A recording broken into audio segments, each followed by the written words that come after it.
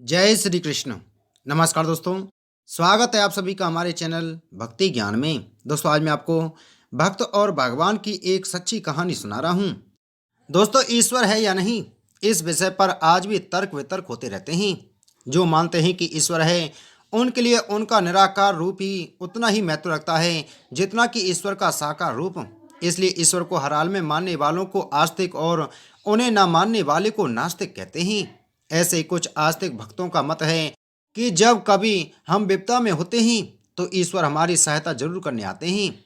दोस्तों, भक्तों को भगवान पर अटूट विश्वास होना चाहिए।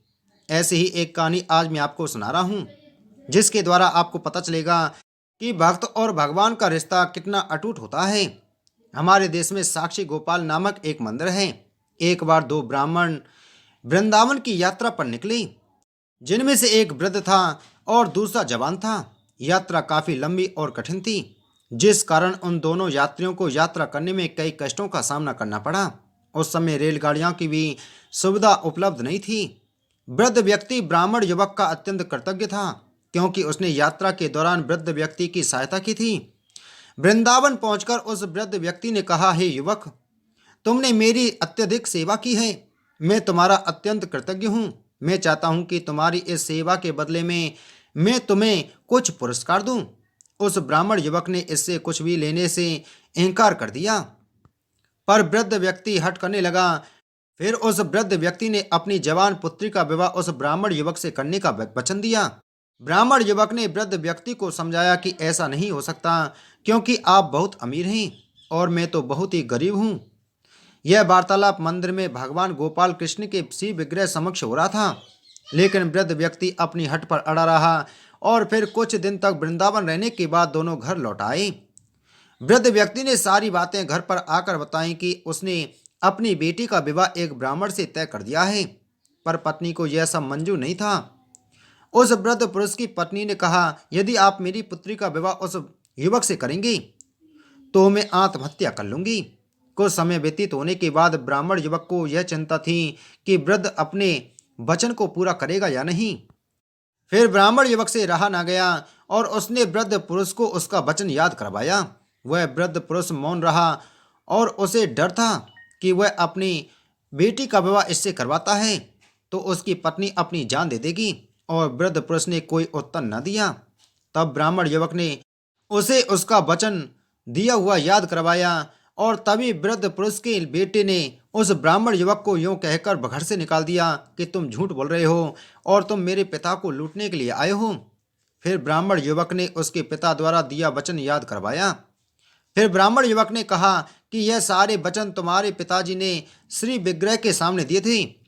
तब वृद्ध व्यक्ति का ज्येष्ठ पुत्र, जो भगवान को नहीं मानता था, युवक को कहने लगा, अगर तुम कहते हो भगवान इस बात के साक्षी हैं तो यही सही। यदि भगवान प्रकट होकर यह साक्ष्य दे दें कि मेरे पिता ने वचन दिया है तो तुम मेरी बहन के साथ विवाह कर सकते हो। तब युवक ने कहा, हाँ, मैं भगवान श्री कृष्ण से कहूँगा कि वे साक्षी के रूप में आएं। उसे भगवान श्री कृष्ण पर पूरा विश्वास था कि भगवान श्री कृष्ण उसके लिए वृंदावन से जरूर आएंगे।